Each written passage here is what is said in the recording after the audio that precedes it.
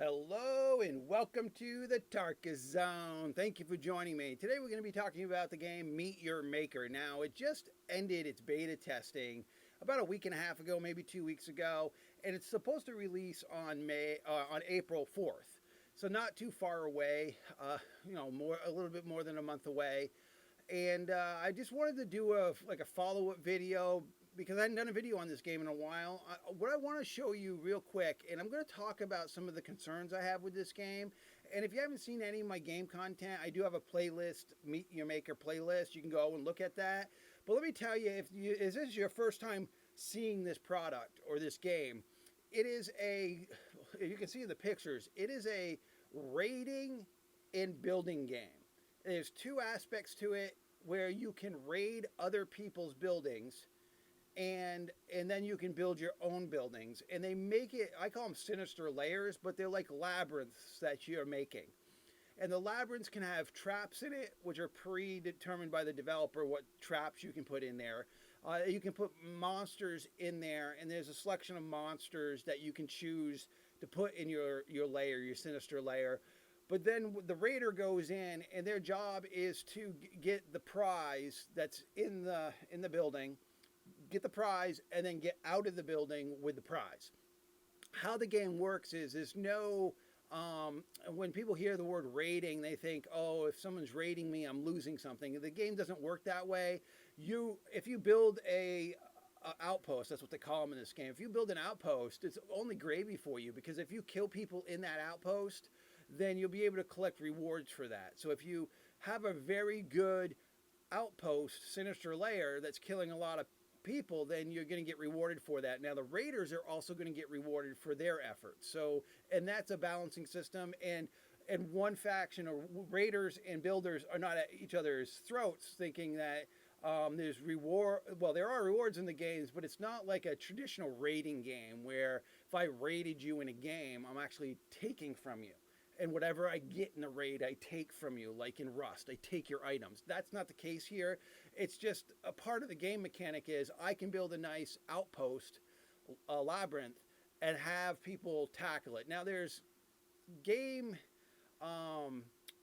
choices the developer made for this game that I do not agree with, and I'm not going to get into the nuts and bolts of that. I'm just hoping when the product comes out, that the developer is open to suggestions, because one of the biggest problems I have with this game is the lack of marketing, lack of developer information. They haven't even come out to tell us what they learned from the beta. I'm not really sure if the game's going to be all that different when come live, because they're not talking to us. The only thing that they've given us since beta is this. And this is really, I don't know. I mean, it's okay to tell us these information, but you could have just pulled this information out of your butt and just slapped it on a billboard, because this is the only thing they've told us. So they've told us, you can read it here. Number of replays watched, 166,000. That's hard to believe that's true. I mean, I don't know. I mean, maybe some idiot was sitting there, refreshing the button, or it was replaying, or they had to replay on, because when I played the beta, it didn't seem to have that large of a player pool. And I don't know if that large of a player pool existed during the beta. So I don't know if they're rolling that into alpha numbers. Number of outposts created is 31,000. Again, I don't know. That's kind of hard to believe, but I guess if that's what they're saying was created, because when I was playing the beta, especially towards the end of the beta, it was like a ghost town on their platform. The game was fun up to the point where people just stopped playing it because they got the gist of what was going on. They were reporting bugs, but they didn't know if they were going anywhere. I mean, maybe it was just lip service, because that was a couple of my friends were playing the game. It's like, I would love to report these issues that I'm finding, but I think it's just lip service, because the developer is nowhere to be found. They're not interacting with us. They're not telling us what they're thinking. It just seemed like we tested a product, and it was more for the sake of them being able to put this up on the screen instead of actually fixing the things that were broken in the beta. And that's sad. If you're used the beta just to market this picture, then you lost a huge opportunity, developer. You really did. You need to be more forthcoming with what your expectations were before, what happened, what you changed during, because it's less than a month away, right? I mean, number of advisors processed. Okay, deadliest outpost killed 6,000. I mean, you would think that number would be higher. My outpost did 1,800, and I had started that outpost 3 days into the beta, so I think that outpost ran for less than 4 days, and I got 1,800 kills. But again, the beta, people were abandoning it before the end of the beta because people were like, we are testing, we're saying what we think, but I don't think anyone's listening to us. So this is what they kind of put up for us to see. This is the only communication that they've given us, which makes me quite concerned about the developer really putting in the effort to help make the product better. Now here is a video that I created. This was the outpost that got the 1,800 kills, and I didn't do what every other local jokel person did and make a meta base. Meaning, like, when I say meta base, what I mean by that is, like, as a raider, you run into a base and then you understand the ins and outs of what that base did to you as a raider, and you're like, oh, maybe I'll just recreate this. And what people did is they just recreated the same bases that were effective in the building. So it didn't take long before people said, if I make a base or an outpost that's like this, I'm going to get the most kills. And then you saw the same outpost over and over again, like a mirror image of the outposts over and over again. And people in the beta, that was one of their concerns is, okay, how do we stop this? How do we give the builders more of a way to customize? Now, I didn't do a meta. This is my creation through my own imagination, and it did very, very well. And I mean, if somebody wanted to copy my base, they could, but I would say that as a builder in this game, try to make your own thing. I mean, that's part of the appeal to me, was outthinking the raiders and being able to just regurgitate somebody else's base that I saw that was effective against me. Doesn't seem like what the spirit of this game is supposed to be. So that was another concern I had is, okay, on day one, are we just going to see the same bases over and over and over again because that type of base works, that gives you the most kills, and that's that. I mean, that was what I was thinking. So the lack of communication with the developer makes me nervous. The how some of the mechanism worked in beta makes me nervous. Now again, people did go on the forums and make suggestions, valid concerns about the game, and we've got I'll tell you, when I beta tested many products in the past, I just got done beta testing Riven World. The developer was right there telling us what their plans was, telling us that they heard us, telling us that, yeah, we're going to change that. When I beta tested what was it? There's a few things that I've beta tested. When I beta tested the Horizon product in VR, the developer was there, having discussions with us in VR rooms.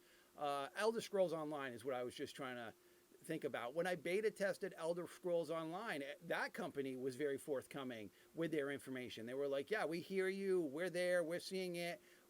Many companies are like that. Now, it is very strange in this environment where a developer goes completely silent between their beta and their drop of their product. And it just makes me nervous to think that, are we just going to see the same product we saw in beta where they're like, yeah, we checked up all the boxes. Who cares what people thought of our product? Let's slap a $30 price tag on here and just let's run to the bank. Because it's a really good game. It really is. And it's got great potential, especially from the raiding and building aspect of the game. And there's definitely a player base out there, because I'm going to minimize this real quick, or close this window. And I want to go to, there's a Discord, and I'll add that link to the bottom of this page here. I might actually have 3 Discord gaming communities for this game that I am part of. And the main one I am part of, I'll provide that Discord link below, because the developer didn't create their own Discord. So it left it to the community to create one.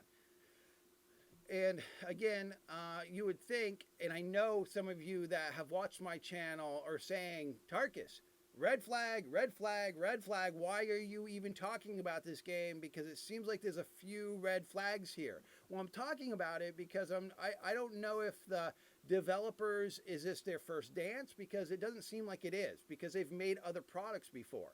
So as a seasoned developer, you would think they'd be more forthcoming with what their vision is. So if you go to the discussions page on Steam, Meet Your Maker Community Discord.